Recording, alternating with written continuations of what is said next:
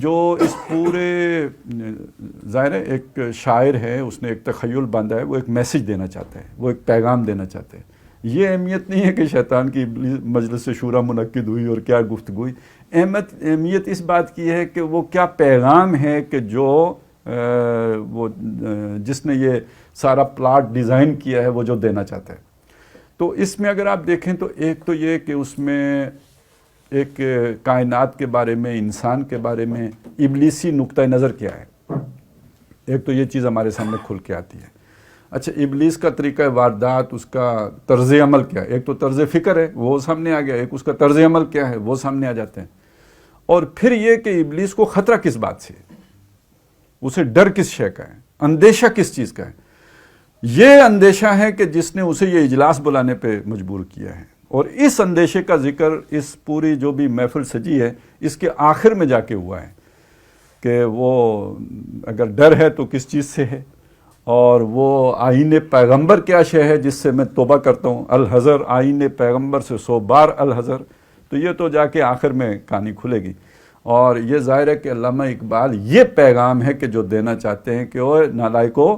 تمہارے پاس یہ جو کتاب ہے جس کو تم چومتے رہتے ہو، جس کی تم ایک ایک حرف پہ 10 نیکیاں سمیٹتے رہتے ہو، اور جس کو تم ایصال ثواب فرماتے رہتے ہو، اور جس کی یاسین کے ذریعے سے تم مردے جو ہے وہ بغیر زہر کا ٹیکہ لگائے مارتے رہتے ہو،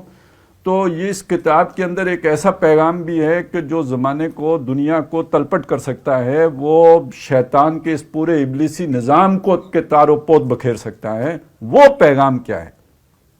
وہ ہے جو علامہ نے وہاں پہ بیان کیا ہے۔ یہ 1936 کی علامہ کی نظم ہے، اور اس میں یہ ذہن میں رکھیں کہ یہ بالکل ایک ایسی بات ہے، مجھے آج ذہن میں آ رہا تھا جب میں سوچ رہا تھا کہ یہ جاتے ہوئے آدمی کی اپنے ساری زندگی کی سوچ و بچار، تجربات، مشاہدات کا لب لباب اور نچوڑ ہے، یا مطالعے کا یا غور و فکر کا حاصل ہے کہ جو یہاں پہ آ رہا ہے، جسے وہ بیان کر رہے ہیں۔ تو وہ جو میرے ذہن میں آ رہا تھا وہ ایک ایسی بات تھی کہ جیسے حضرت لقمان جب دنیا سے جانے لگے تو اپنے بیٹے کو وصیت کر رہے تھے، اور وہ وصیت اتنی جامع تھی کہ اسے قرآن مجید نے نقل کر دیا کہ لقمان نے اپنے بیٹے کو یہ وصیتیں کی ہیں۔ تو یہ امت مسلمہ کو اور آج ہم مسلمانوں کو اقبال بتا رہے ہیں کہ وہ تمہارے پاس وہ کیا شے ہے کہ جس سے شیطان بھی لرزتا ہے، کانپتا ہے، ڈرتا ہے،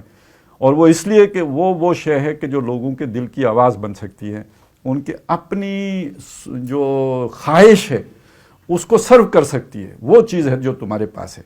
تو اصل تو کلائمیکس وہ ہوگا کہ جب ہم وہاں پہ پہنچیں گے